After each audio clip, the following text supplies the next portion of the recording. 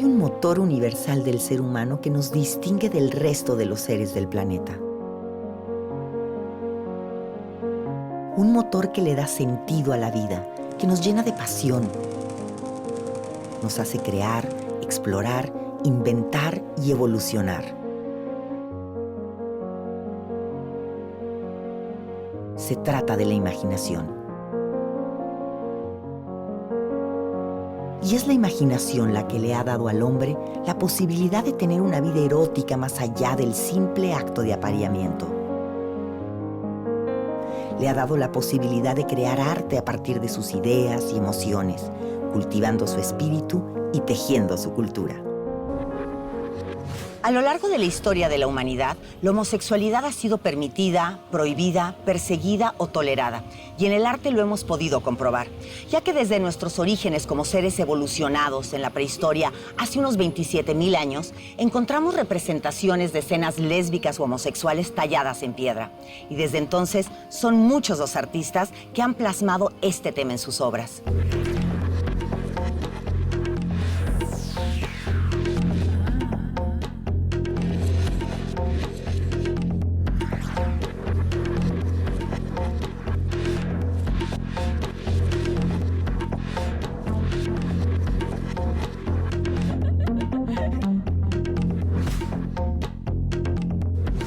San Sebastián ha sido llamado el primer ícono homosexual de la historia.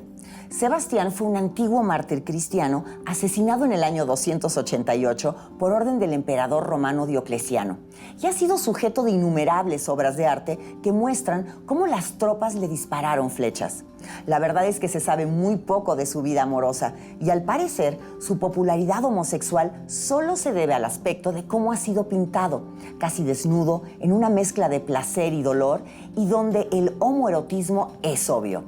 ¿Tú por qué crees que se haya dado esto, Juan? No creo ni siquiera que tenga que ver con San Sebastián, la figura histórica, si existió. Yo pienso que simplemente se ha hecho un símbolo posteriormente.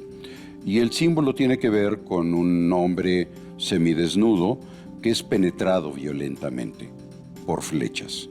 Esto puede, creo que, transformarse en, como tú decías, un ícono de lo que es la homosexualidad con una mezcla de masoquismo, dado que no es una homosexualidad cualquiera, sino una homosexualidad mezclada con lo que es el placer sentido por el dolor.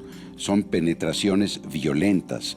Las flechas no creo que causen claro, placer a cualquiera si le penetran en el cuerpo, ¿no? Pero en este sentido se ha transformado en este tipo de símbolo. Claro, es un símbolo, es más, digamos, un símbolo abstracto, sí, casi, ¿no? Sí. Psicoanalítico, por así decirlo, ¿no? Sí. Lo que tú me estás comentando ahora. Pero a ver, ¿qué nos podrías hablar sobre lo que piensa Freud sobre la homosexualidad? Porque finalmente la homosexualidad es algo que ha estado presente a lo largo de la historia y en todas las culturas fue permitido, digamos, era alguna práctica común y de pronto cambia toda esta concepción.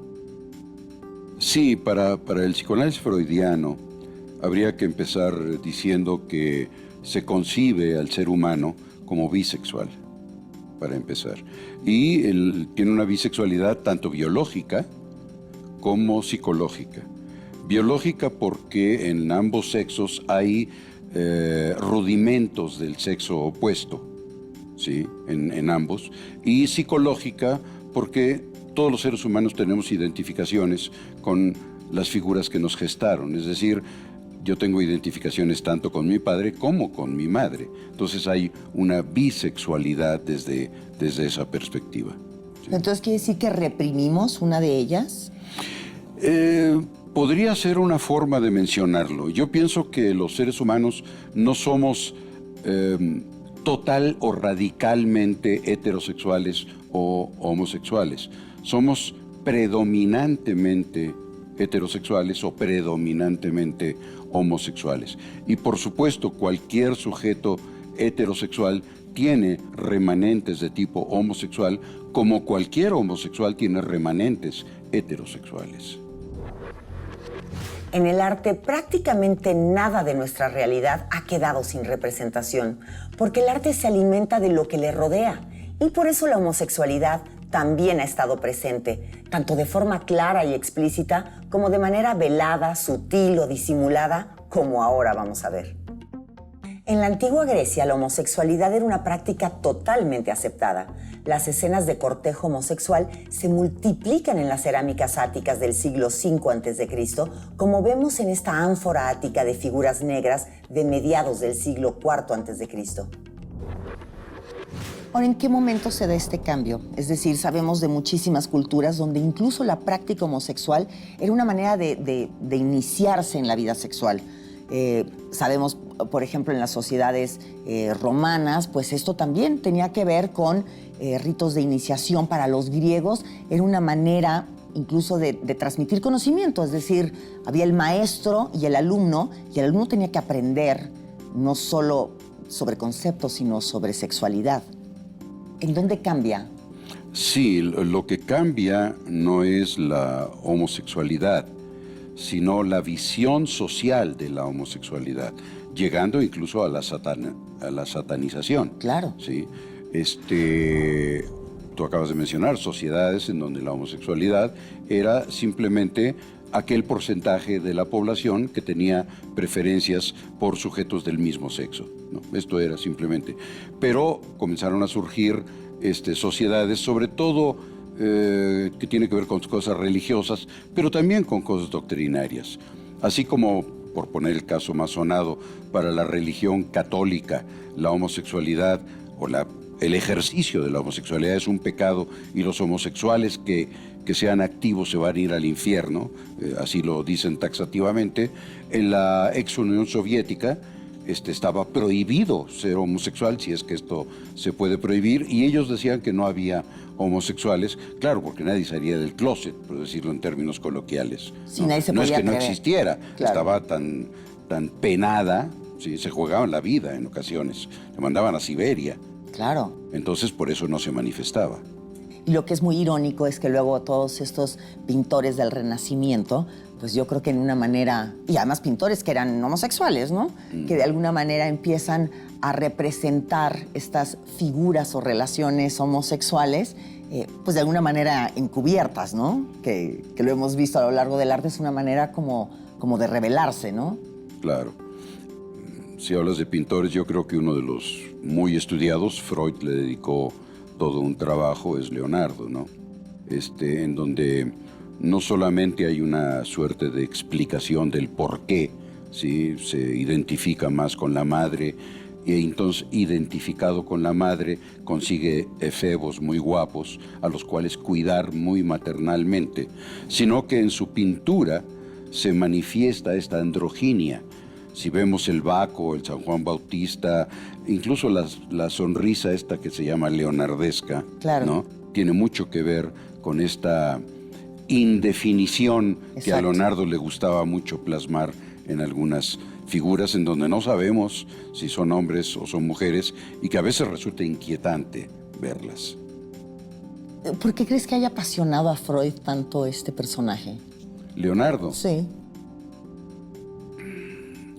Bueno, él quedó muy impresionado por un detalle realmente bastante secundario que menciona su biógrafo, el que leyó Freud, en el sentido de un recuerdo infantil de Leonardo, ¿sí? Que es que un milano le abre la boca siendo bebé y con la cola le como que golpea la boca, lo cual se interpretó como un felacio.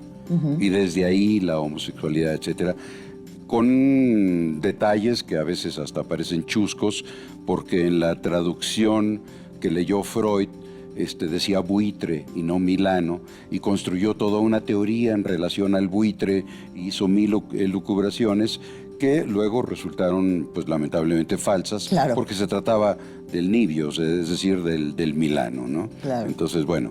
Pero, en fin, el estudio sobre las características narcisistas, esta parte como homosexual, pero decantado hacia la casi asexualidad de Leonardo, fue algo que Freud sí estudió mucho en este personaje, ¿no? A partir del siglo XVI, Aníbal Carracci, con la excusa de rescatar la mitología griega, hace esta representación homosexual dibujando a Apolo y Jacinto. Este cuadro, llamado Dos jóvenes, de Crispin van der Broek, nos muestra a dos chicos abrazándose con un águila de fondo que representa a Zeus y el mito de Ganímedes. Además, uno le entrega al otro una manzana, símbolo de la tentación y el fruto prohibido. ¿Cuál es la visión actual, digamos, del psicoanálisis que ha evolucionado en torno a la homosexualidad? Bueno, decir el psicoanálisis en este momento ya es decir poco, porque hay muchas corrientes psicoanalíticas.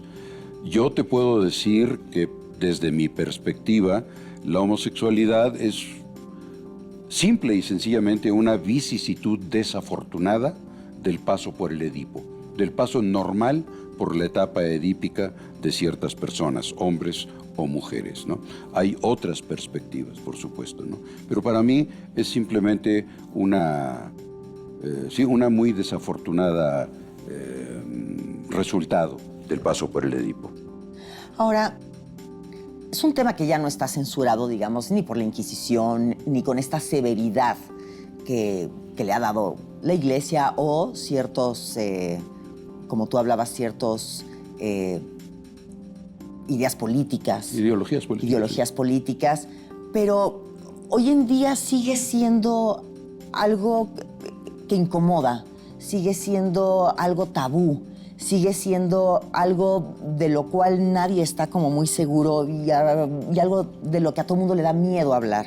¿Por qué genera tanto temor hablar sobre esto? Sí, claro, porque a los heterosexuales, el homosexual de alguna manera destapa la parte homosexual que todos tenemos dentro de nosotros mismos y que a veces no queremos darnos cuenta de estas partes que son muy nuestras. Entonces, el homosexual viene a ser una especie de espejo que nos dice, tú tienes un núcleo por ahí que es homosexual también, aunque seas un heterosexual oficial. Entonces, yo creo que esto es un origen de mucha de la homofobia que hay.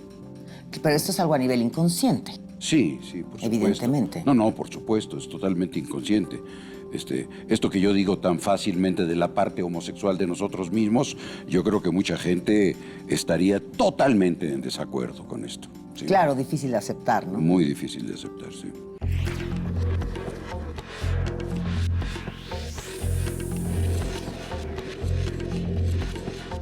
Se dice que Caravaggio sacó de las calles a jóvenes muchachos de mercados y burdeles para sus representaciones e incluso a su propio amante, Mario Minetti, para hacer esta obra llamada Los Músicos. Otro ejemplo muy claro de escenas homosexuales se encuentra en la obra de Los Baños, de Domenico Cresti. Y el gran Miguel Ángel se dio el lujo de pintar estas escenas homosexuales en la zona de los salvados del juicio final de la Capilla Sixtina. La sexualidad entre los pueblos anteriores a la colonización pues fue un asunto censurado por los conquistadores, pues debido a que la consideraban pecaminosa, la sexualidad abierta era algo que para ellos no era correcto, pero lo que es un hecho es que los primeros cronistas, digamos, que rescataron información, hablaban de prácticas sexuales homosexuales y evidentemente hay vestigios en todo este arte precolombino que habla de este vínculo, digamos, entre hombres sobre todo, ¿no? Que se manejaba. Porque también hablamos mucho nada más de la homosexualidad en el hombre, pero siempre se deja un poco a un lado la de la mujer. Pero entonces, ¿qué pasó en este momento en el que llega una cultura, se enfrenta a otra, y esto simple y sencillamente lo aniquilan, lo vetan, es decir, lo prohíben y no vamos a hablar de ello, ¿no? Bueno, esto demuestra que a lo largo de toda la historia siempre ha habido un porcentaje muy minoritario, pero un porcentaje de personas que prefieren tener relaciones con personas del mismo sexo. Ahora, ¿por qué se ve más en el hombre que en la mujer? Lo que pasa es que el hombre es mucho más temeroso de esto. Incluso socialmente hablando, vemos que las mujeres se saludan de beso. Por lo menos en nuestra cultura, los hombres, a menos de que sea un hijo tuyo o un padre, no se saludan de beso. Claro. La homosexualidad es mucho más, digamos, temida, yo diría, en el hombre que en la mujer. Las mujeres se pueden tomar de la mano, pueden ser muy amigas, etc. Y esto tiene que ver con la historia evolutiva del hombre y de la mujer. La mujer empieza a relacionarse con su madre desde el principio. Claro. Y no hay problema en relacionarse con la mujer. Después tiene que cambiar a ser, digamos que comienza siendo homosexual y después cambia a ser heterosexual. Pero en ella no es tan significativo, es decir, porque su mismo rol, digamos que está relacionado o identificado con la misma parte de la feminidad. Exactamente. ¿No? En España, en las pinturas del Greco, la figura masculina desnuda es plasmada con energía sensual intensa, como se puede ver en este San Sebastián y también en sus representaciones de temas mitológicos como Laoconte. Distintas culturas orientales también representaron relaciones homosexuales. En Japón, por ejemplo, entre los siglos XVII y XIX se desarrolló un género de grabados de contenido erótico llamado shunga. En cuanto a escenas lésbicas, también hay muchos ejemplos, como esta obra del siglo XVIII, que pese a lo que indique su título, no queda duda que se trata de algo más que amistad. O la obra El sueño, con la que Gustave Courbet también transgredió con el tema de dos mujeres en la cama. Ahora, algo que comentabas ahora y es muy curioso, es que sobre todo en nuestra cultura, el albur, por ejemplo, el albur mexicano, pues finalmente es entre hombres y tiene una connotación sexual que finalmente está implicando un acto homosexual. Aunque dicen que la reina del albur de Tepito es mujer. Claro. Pero, por supuesto, el albur es 100% homosexual, es ver quién penetra a quién. ¿Sí? Es quién se friega a quién, pero en un sentido estrictamente sexual de ver quién es penetrado por quién. Y todo el juego verbal tiene ese sentido, ¿no? ¿Será también, ahora que comentas este tema de la penetración, que como la penetración es un acto, sin duda, mucho más fuerte, mucho más agresivo, por eso es también más común hablar de la homosexualidad del hombre que el de la mujer? No creo que tenga que ver con, digamos, la mecánica de la relación sexual. De hecho, en la homosexualidad masculina, digamos, hay maneras más cercanas a la heterosexualidad, vamos a ponerlo así, de satisfacer este impulso, que en la homosexualidad femenina, en donde resulta un poquito más complicado, ¿sí? Ahora, yo creo que también hay un mito alrededor de la penetración, ¿sí? Muchas relaciones de tipo homosexual, tanto masculina como femenina, casi no tienen que ver con la penetración y tienen otro tipo de formas de gratificación distintas. Pero ¿sí? es el significado que los heterosexuales le dan. Claro. Me refería no tanto a la práctica, sino al significado y a la fantasía que crea dentro de los heterosexuales, ¿no? Para un alburero, no es concebible entender que dos homosexuales recurren fácilmente y más frecuentemente a la masturbación mutua en vez de la penetración. Claro. El alburero está hablando todo el tiempo de la penetración, por supuesto. Entonces estamos hablando de una gran fantasía del heterosexual, Sí, desde claro, un punto de por vista supuesto. a lo mejor psicológico, ¿no? Por supuesto. La obra de Henry Scott está prácticamente basada en representaciones homosexuales, aunque siempre supo atender las estrictas normas de la moral victoriana. Mucho antes de ser reconocido como uno de los grandes pintores ingleses del siglo XIX, su casa, en la costa sur inglesa, recibía frecuentemente visitas de sus amigos homosexuales, entre los que se encontraba Oscar Wilde. Y es hasta el siglo XX que la realidad homosexual puede ser plasmada con total libertad en el arte. Esta obra de Andy Warhol, llamada Querelle, fue utilizada en la película de Fassbinder del mismo nombre.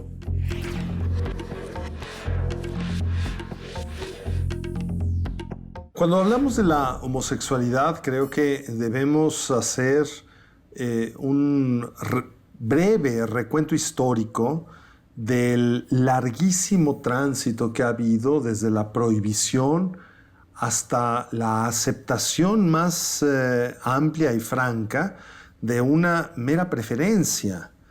Es decir, por cuestiones inherentes a la estructura de una religión patriarcal vinculada con el propósito de la procreación, se ha eliminado con frecuencia el aspecto estrictamente erótico de la sexualidad, y evidentemente la homosexualidad, al menos mientras no haya habido un desarrollo tecnológico que permita alternativas, ha sido una forma de ejercicio sexual que impide la procreación.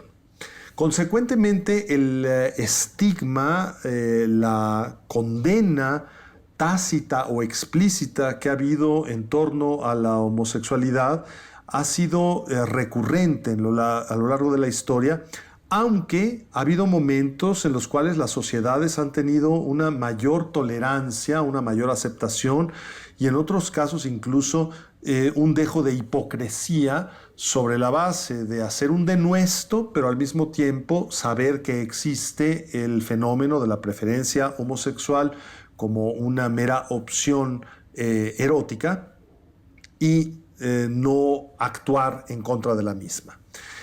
Qué largo tránsito hemos recorrido desde las premisas bíblicas tajantes en el Pentateuco, que muestran la homosexualidad como una abominación que debe ser castigada con la muerte, hasta los momentos contemporáneos en los cuales las mentes más abiertas consideran la homosexualidad como una mera preferencia, puede ser permanente o momentánea, del ejercicio del erotismo. Que la homosexualidad haya sido fuente de inspiración artística es algo incuestionable. Si pensamos, por ejemplo, en el valor poético de diálogos platónicos donde el amor homosexual es exaltado como un amor puro, no necesariamente con la práctica física de la homosexualidad, sino con la idea de la afinidad entre personas del mismo sexo, o en casos totalmente explícitos como puede ser la poesía de Verlaine o la poesía de Apollinaire en torno justamente a un enamoramiento homoerótico.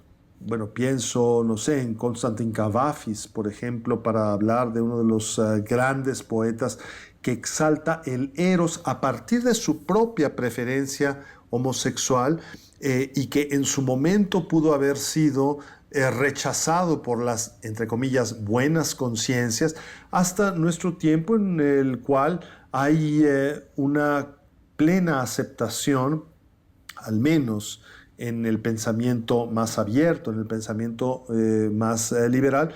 Bueno, me parece que lo que estamos viendo es un devenir complejísimo, evolutivo, de este fenómeno que es recurrente en el transcurso de la historia.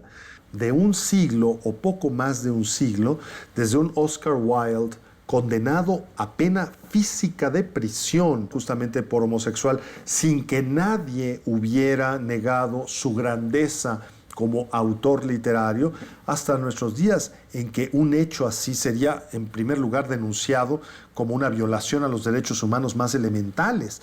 Pero no solamente eso, hoy en día la poesía, la literatura que expone un amor homosexual puede ocupar el mismo lugar preeminente de cualquier otra forma de erotismo. Ahora, yo quisiera recordar, por ejemplo, que desde los albores occidentales de la poesía encontramos en la poesía sáfica ese amor homosexual femenino.